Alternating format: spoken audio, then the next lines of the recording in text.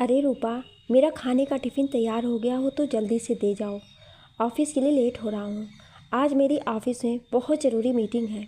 मैंने तुमसे कल ही कह दिया था, फिर भी आज तुम खाना देने में इतना लेट कर रही हो। अगर बन गया है तो ठीक है, नहीं तो मैं ऑफ़िस में ही मंगवा लेता हूँ। शूज़ पहनते हुए रमेश ने अपनी पत्नी रूपा को आवाज़ देते हुए कहा, बस तुम्हारा टिफ़िन तैयार है, अभी लेकर आती हूँ। रसोई से टिफ़िन लेकर आई रूपा थक कर सीढ़ियों पर बैठ गई। रमेश, मुझे तुमसे कुछ ज़रूरी बात करनी है। मेरा 7वां महीना चल रहा है। अब मुझसे घर के इतने सारे काम नहीं बनते हैं। सुबह सुबह नींद भी पूरी नहीं होती है। अगर घर में काम वाले को बुलाएंगे तो बहुत सारे पैसे खर्च हो जाएंगे।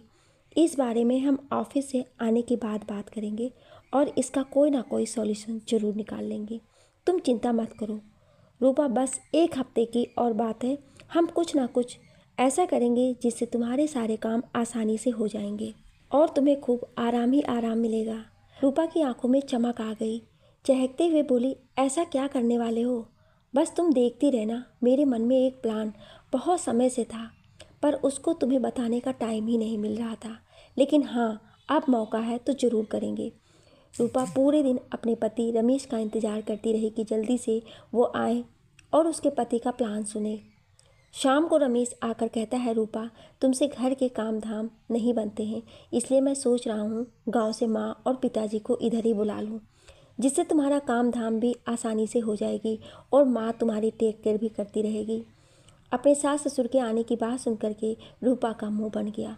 वो कहती है, तुम्हारे मम्मी पापा आएंगे तो उन लोगों का कितना खर्चा होगा? इधर रखने का इसके बारे में सोचा है क्या तुमने? रूपा, तुम इसकी चिंता मत करो। माँ से हम घर का सारा काम करवाएंगे और बाद में जब बच्चा हो जाएगा तब भी तो माँ इसी घर में रहेगी, जिससे तुम्हें आया की ज़रूरत नहीं पड़ेगी। हाँ, ये बात तो तुम बिल्कुल सही कह रहे हो रमेश।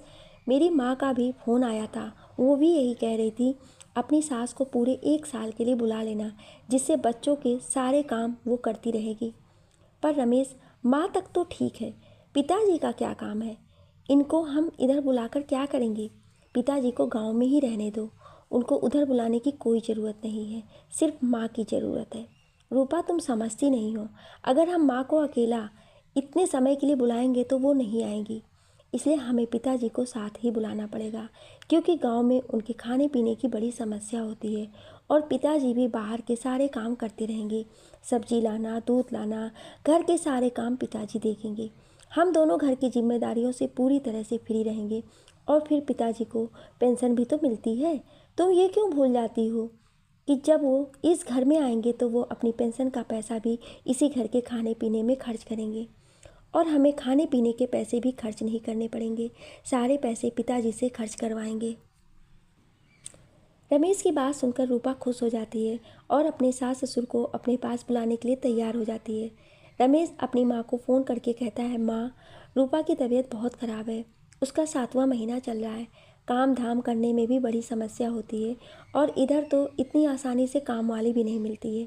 अब तुम ही बताओ मैं क्या करूँ? तुम आ जाओ माँ। सीधी सादी बिमला जी अपने बेटे से कहती हैं, बेटा तुम चिंता मत करो, मैं कुछ ही दिनों में बाबूजी को लेकर तुम्हारे पास आ जाऊंगी, क्योंकि वैसे भी अब बहू को मेरी ज़रूरत पड़ेगी। बिमला जी तो बड़े ही लाड़ प्यार और हमदर्दी के साथ अपने बेटे से आने के लिए कह देती हैं, लेकिन उनको तो इस बात की ज़रा सी भी भनक नहीं है कि बेटे बहू उन्हें अपने घर किस इरादे से बुला रहे हैं। शाम को बिमला जी के पति रघुवर जी घर आते हैं। बेटे का फ़ोन आया था, अपने पास आने के लिए कह रहा है, हम दोनों को बुलाया है। अरे भगवान, इतनी जल्दी जाने की क्या ज़रूरत है? अभी बहू की डिलीवरी में तो पूरे 3 महीने का समय है, तो जब उसकी ज़रूरत होगी तो चली जाना। और पता नहीं, मुंबई जैसे शहर में हमें अच्छा लगेगा भी नहीं। फिर उनका छोटा घर भी होगा, क्योंकि मुंबई में तो घर छोटे छोटे होते हैं। तुम ऐसा करना, बेटे से बोल देना हम 2 महीने बाद आएंगे। अरे नहीं नहीं, तुम कैसी बातें कर रहे हो? बेटे का फ़ोन आया था, उसे हमारी ज़रूरत है। हम ऐसे अपने बेटे को कैसे छोड़ सकते हैं? मैं उसको मना नहीं कर सकती। अब तो मैंने उसे हाँ कर दिया है और हमें चलना ही होगा। और फिर अपने बहू बेटे के पास जाने में तुम इतना क्यों सोच रहे हो? कोई पराये थोड़ी ना है जो तुम इतना दिमाग लगा रहे हो। अपनी पत्नी की जिद की वजह से रघुवर जी और विमला जी अपने बहू बेटे के पास हफ्ते भर बाद पहुंच जाते हैं। जब बिमला जी अपने बहू बेटे के पास गई थी तो बेटे ने कह दिया था, माँ बहू की तो 2-3 दिनों से तबीयत खराब है, उसको बुखार आ रहा है और उल्टियाँ हो रही हैं। अभी तक तो मैं जैसा तैसा खाना बनाकर काम चला रहा था, अब आप आ गई हैं तो रसोई को संभाल लीजिए और बाकी घर भी अब आपके हवाले है। बेटे की इतनी प्यार भरी बातें सुनकर माँ को लगा, देखो मेरा बेटा मुझे कितना प्यार करता है, कितना अपनापन है। मेरे को सारे घर की जिम्मेदारी आते ही मुझे सौंप दी है, कुछ अपना पराया नहीं करता है। धीरे धीरे बिमला जी घर की सारी जिम्मेदारियां संभाल लेती हैं, पूरे घर के काम करती हैं। सुबह नाश्ते से लेकर दोपहर का खाना, रात का खाना, घर की साफ सफाई, बर्तन धुलना, सब कुछ अब बिमला जी के जिम्मे में आ गया है। कभी कभी रघुवर जी अपनी पत्नी को दिन भर काम में लगा हुआ देखते हैं तो कहते हैं, भगवान इतना काम तो तुम घर पर भी नहीं किया करती थी, इधर पूरा दिन काम में लगी रहती हो, कहीं अपनी तबीयत खराब मत कर लेना। बिमला जी कहती हैं, बस घर में सब कुछ अच्छे से निपट जाए, मैं तो यही चाहती हूँ। कुछ दिनों की बात है, तभी अपने कमरे से रूपा आवाज़ देती है और कहती है, माँ जी मेरी चाय का समय हो रहा है, आप मुझे चाय बना कर दे जाइए। बेटा अगर तुम्हें भूख लगी है तो मैं फल काट कर दे जाती हूँ। ऐसे समय में खाली पेट चाय पीना अच्छी बात नहीं होती है, पेट में जलन होने लगती है। रूपा कहती है, माँ जी आप मुझे ज़्यादा मत बताइए, मैं आज की पढ़ी लिखी लड़की हूँ, मुझे सब कुछ पता है, मुझे बस चाय पीना है, आप चाय बना कर दे जाइए। बिमला जी इतना काम करने के बाद भी बहू उनसे इस तरह से बात करती है। आखिरकार वो समय भी आ जाता है जब घर में एक नन्हे मेहमान के रूप में प्यारा सा बेटा आता है। घर में सभी लोग खुशी से फूले नहीं समा रहे हैं। रघुवर जी और बिमला जी तो दादा दादी बन गए हैं, बहुत ज़्यादा खुश हैं। दादी बनने पर बिमला जी अपनी बहू की पूरी सेवा कर रही हैं, समय से खाने पीने के लिए देती, अपनी बहू का बहुत अच्छे से ख्याल रखती हैं। 1 महीना कैसे गुजर जाता है टाइम का पता ही नहीं चलता। लेकिन अब रूपा को घर में बैठे हुए अपने ससुर जी खटकने लगे हैं। उसे ऐसा लगता है कि वो तो किसी काम के नहीं हैं। घर में सारा काम तो सास करती है, ससुर जी तो घर में बैठकर काम बढ़ाते रहते हैं। उनकी वजह से मुझे घर में बहुत दिक्कत होती है। रमेश तुम ऐसा करो, अपने पिताजी को गांव भेज दो, मुझे उनको अपने साथ नहीं रखना है। मुझे तो बस माँ जी की ज़रूरत है, पिताजी की नहीं, क्योंकि घर के सारे काम माँ जी करती हैं। और अब तो तुम्हारे पिताजी की तबीयत भी ठीक नहीं रहती है, पता नहीं महीने भर से उनको क्या हो गया है, बहुत खांसते रहते हैं। शाम को रमेश अपने पिताजी के कमरे में आकर कहता है, पिताजी मैं सोच रहा हूँ कि आप कुछ दिनों के लिए गांव चले जाएं। क्यों बेटा, ऐसा क्यों कह रहे हो? अपने पिताजी को गांव क्यों भेजना चाहते हो? बिमला जी ने आश्चर्य से पूछा। अरे माँ, तुम्हें तो पता है पिताजी को महीने भर से खांसी आ रही है। घर में सभी लोग रहते हैं, छोटा सा बच्चा भी है। घर इतना बड़ा तो है नहीं कि सभी एक दूसरे से ना मिले, तो ये डर लगा रहता है कि कहीं पिताजी के रहने की वजह से हम सभी बीमार ना पड़ जाएं। और छोटे बच्चों का तो बहुत ख्याल रखना पड़ता है, इसीलिए मैं चाहता हूँ कि पिताजी गांव चले जाएं। बेटा फिर तो तुम मेरा भी टिकट कर दो गांव जाने का, मैं भी तुम्हारे पिताजी के साथ गांव चली जाऊंगी। रमेश चीखते हुए कहता है, नहीं माँ, तुमसे किसने कहा गांव जाने के लिए?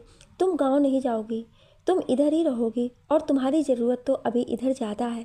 तुम ऐसा कैसे सोच सकती हो? अपनी बहू को इस हाल में छोड़कर गांव जाने की बात भी कैसे कर सकती हो? बिमला जी का अपने पति को अकेले गांव भेजने का बिल्कुल भी मन नहीं है, और ख़ास कर तब जब उनकी तबीयत ठीक नहीं है। लेकिन बेटे बहू बिमला जी को गांव जाने नहीं देते हैं, सिर्फ पिताजी को अकेले गांव भेज देते हैं। 6 महीने बाद रमेश रूपा अपने बेटे की जन्म की खुशी में एक पार्टी रखते हैं, जिसमें वो सारे ऑफिस के दोस्तों को, आस पड़ोस के लोगों को बुलाते हैं। पार्टी वाले दिन बिमला जी अपने बहू के पास आकर कहती हैं, बेटा मेरे पास अच्छी साड़ी नहीं है, अगर तुम्हारे पास कोई अच्छी साड़ी हो तो पहनने को दे दो। जो भी साड़ियाँ गांव से लेकर आई थी वो तो 8 महीने में पहन पहन कर सारी पुरानी हो गई है, एक भी नई साड़ी नहीं है। माँ मेरी साड़ियाँ बहुत महंगी हैं और मैं बहुत संभाल के अपनी साड़ियों को पहनती हूँ, लेकिन चलो तुम कह रही हो तो मैं तुम्हें अपनी एक साड़ी दे दूँगी, लेकिन ध्यान रखना उस साड़ी पर कोई दाग नहीं लगना चाहिए, क्योंकि मेरी साड़ियाँ हमेशा ड्राई क्लीन होकर के आती हैं। ठीक है बेटा, मुझे अपनी ज़्यादा महंगी साड़ी मत देना, सिंपल सी साड़ी दे दो, मैं तो उसी को ही पहन लूँगी। रूपा अपनी अलमारी से एक साड़ी निकालकर बिमला जी के सामने फेंकती है और कहती है, ये लो। इस साड़ी को पहन लो। ऐसी साड़ी तुमने कभी ज़िंदगी में भी नहीं पहनी होगी जैसी आज मैं तुम्हें पहनने के लिए दे रही हूँ। बहू की ऐसी बातें सुन करके विमला जी का मन खराब हो गया। अब उनका बहू की साड़ी पहनने का मन ही नहीं रहा, लेकिन क्या करती। अपना सारा बैग छान लिया, उसमें तो एक भी ढंग की साड़ी नहीं थी। मजबूरी में उन्होंने बहू की साड़ी पहनी। शाम को सभी मेहमानों का आना जाना शुरू हो गया। कोई डांस कर रहा है तो कोई खाना खा रहा है। विमला जी भी कुर्सी पर बैठी हुई खाना खा रही हैं, लेकिन उन्हें अपने पति की बहुत याद आ रही थी। अगर इस पार्टी में उनके पति भी होते तो कितना अच्छा लगता। मैं इधर इतना अच्छा खाना खा रही हूँ और मेरे पति उधर रूखा सूखा बनाकर खा रहे होंगे। अब बस मैं बेटे से बात करूँगी कि मुझे आए हुए 8 महीने हो गए हैं, पोता भी 6 महीने का हो गया है, अब तो मेरे गांव जाने का टिकट कर दो। तभी एक बच्चा आ करके उनकी टेबल में धक्का दे देता है, जिससे टेबल पर रखी हुई खाने की प्लेट उनके कपड़ों पर गिर जाती है। उसके बाद बहू बेटा दोनों ही सभी लोगों के सामने अपनी माँ की खूब बेइज्जती करते हैं। विमला जी अपनी बहू बेटे की खरी खोटी सुनने के बाद एक कोने में चुपचाप सी बैठी हुई है। उनकी आंखों में आंसू भरे हुए हैं। वो उस समय को कोस रही हैं जब उन्होंने बहू से पहनने के लिए साड़ी मांगी थी। अब तो पूरी पार्टी में विमला जी के गले से एक निवाला भी नहीं उतरा। पार्टी होने के बाद वो घर आ गई। उन्होंने बहू की साड़ी को उतार कर एक तरफ रख दिया और बहू से कहा, बहू मैं इसको कल धुलकर साफ करके तुम्हें दे दूँगी। तो रूपा फिर से चिल्लाती हुई कहती है, मेरी साड़ी को धोने की हिम्मत भी मत करना, सारा कलर एक दूसरे में मिल जाएगा। मेरी साड़ी घर पर नहीं धुलेगी, उसके लिए 500 रुपये खर्च करने पड़ेंगे। 500 निकाल कर रख देना, मैं उसको ड्राई क्लीन पर भेज दूँगी। क्या कही? 500 रुपये? 500 रुपये में ये साड़ी धुलेगी तो इतने में मेरी एक नई साड़ी आ जाएगी। हाँ, तो मैं तुम्हारी तरह फटी सी साड़ियाँ नहीं पहनती हूँ। बहू की बातें सुनकर विमला जी का घर में बिल्कुल भी मन नहीं लगता है। उन्हें लग रहा है कि कब वो गांव जाए। एक दिन बहू नहाने गई थी। बहू का फ़ोन डाइनिंग टेबल पर रखा था। विमला जी अपने छोटे से पर्स से एक तुड़ी मुड़ी पर्ची निकाली और अपने पति को फ़ोन मिला दिया। रघुवर जी विमला जी की दुख से आवाज़ सुनकर कहते हैं, क्या हुआ भगवान, तुम ठीक से बात क्यों नहीं कर रही हो? सब ठीक तो है, बस अब तो मुझे गांव बुला लो। पोता भी हो गया है 6 महीने का और अब तो मुझे गांव आना है, इधर नहीं रहना है। विमला जी इतने महीनों की आप बीती अपने पति को फ़ोन पर सुना देती हैं, जिसको सुन करके रघुवर जी को बहुत बुरा लगता है। रघुवर जी ने हमेशा अपनी पत्नी को बहुत ही इज्जत के साथ रखा है, कभी भी उसके स्वाभिमान के साथ समझौता नहीं करने दिया। लेकिन आज मेरी पत्नी को बहू बेटे ने भरी महफिल में इतना कुछ सुना दिया है। उसको ये भी नहीं लगा कि उसकी माँ इतने दिनों से उसकी पत्नी, बच्चे की और उसकी सेवा कर रही है, अपना समझ के काम करने में लगी हुई है। रघुवर जी तुरंत ही अपने मुंबई जाने का टिकट कर लेते हैं। विमला जी इतनी सी बात कर पाती कि पीछे से रूपा आकर फ़ोन चुराते हुए कहती है, मुझसे बिना पूछे तुमने फ़ोन छूने की हिम्मत कैसे की?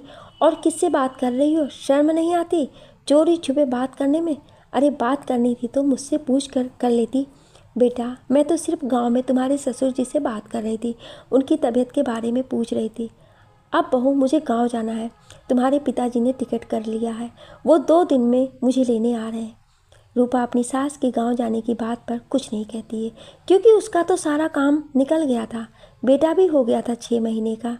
बेटे की सेवा भी करवा ली, अच्छी तरह से सासू माँ से घर के सारे काम भी करवा लिए। अब इस घर में उनकी कोई ज़रूरत नहीं है। बहू बेटे के घर में विमला जी का एक पल भी मन नहीं लग रहा था, क्योंकि बात बात पर बहू उनका अपमान करती है और बेटा कभी कुछ नहीं कहता, बल्कि अपनी पत्नी की बातों में हाँ मिलाते हुए माँ का अपमान कर देता है। ना तो ये देखता है कि कौन है और किसके सामने बात कर रहा है।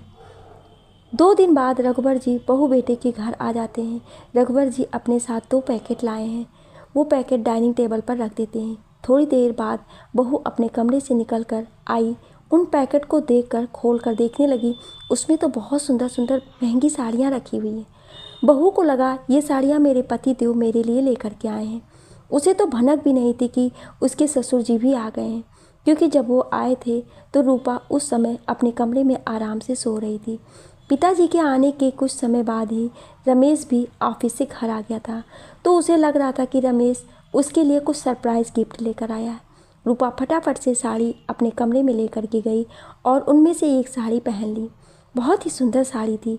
एक का रंग एकदम से नीला था और दूसरा गुलाबी रंग की साड़ी थी, और वो साड़ियाँ कम से कम 5,000 की होगी, उससे तो नीचे नहीं होगी, क्योंकि साड़ियों की परख रूपा को बहुत अच्छी तरह से थी। वो हमेशा महंगी साड़ियाँ ही खरीदती थी। रूपा ने नीले रंग की साड़ी पहन ली और अपने कमरे से निकलकर रमेश को आवाज़ देकर कहने लगी, देखो मैं इस साड़ी में कैसी लग रही हूँ। रमेश ने जब उससे नीले रंग की साड़ी में देखा तो पूछा, रूपा ये साड़ी तो बहुत सुंदर है, पर तुमने कब खरीदी, मुझे बताया भी नहीं। रूपा रमेश की तेज़ आवाज़ सुनकर रघुवर जी और बिमला जी भी कमरे से बाहर निकल कर आ गए। रूपा कहती है, क्या रमेश ये साड़ियाँ तुम नहीं लाए हो मेरे लिए? अरे कितनी सुंदर सुंदर 2 साड़ियाँ तुम मेरे लिए लेकर के आए हो, तभी तो मैंने ये पहनी, इधर ही डाइनिंग टेबल पर तो रखी थी। बिमला जी, रमेश और रूपा को कुछ समझ नहीं आता है। रघुवर जी कहते हैं, बेटा वो साड़ियाँ रमेश नहीं मैं लेकर के आया था, और वो साड़ी मैं अपनी पत्नी बिमला के लिए लेकर के आया था। दरअसल बहुत दिनों से उसने साड़ियाँ नहीं खरीदी थी, तो मैंने सोचा उसके लिए कुछ अच्छी सी साड़ियाँ लेकर के चलूँ। मुझे ये पसंद आई तो लेकर के आ गया।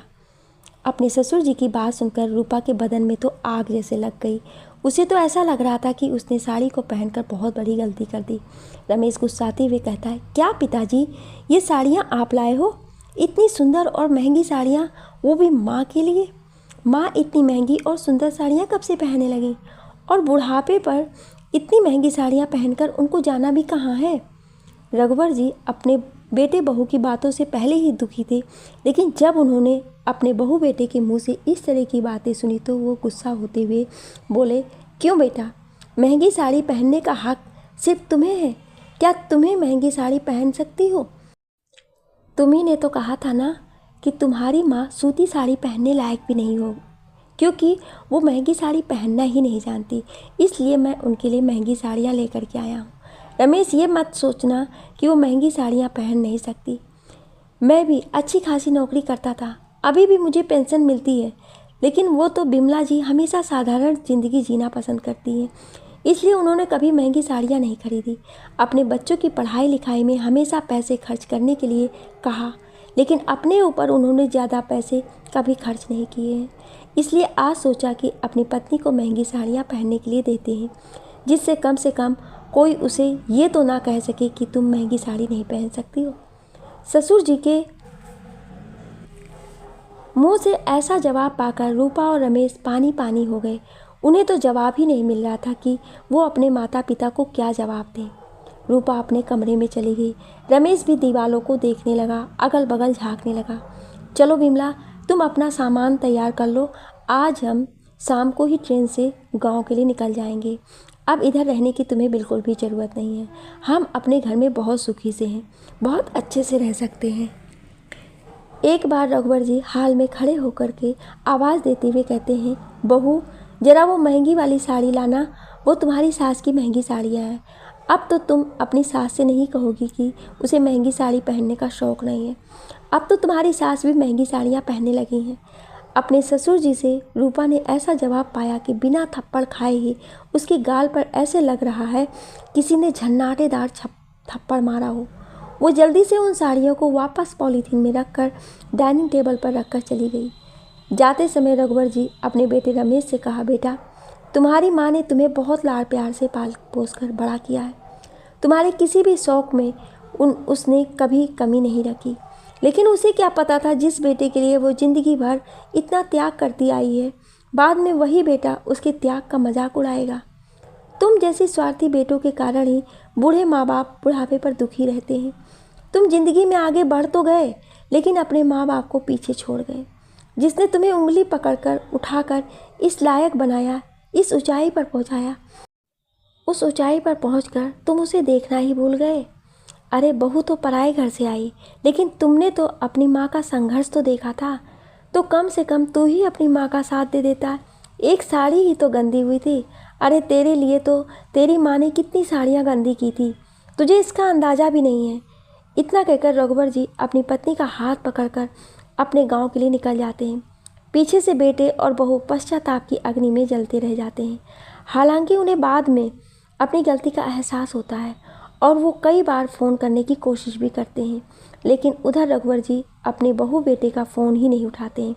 आखिरकार 6 महीने बाद बहू बेटे गांव आकर अपने माता पिता से अपने किए की माफ़ी मांगते हैं और कहते हैं, मुझे माफ़ कर दो पिताजी, मुझे समझ में आ गया कि माँ ने मेरे लिए क्या क्या किया और मैंने माँ को एक छोटी सी साड़ी के लिए इतना कुछ सुना दिया।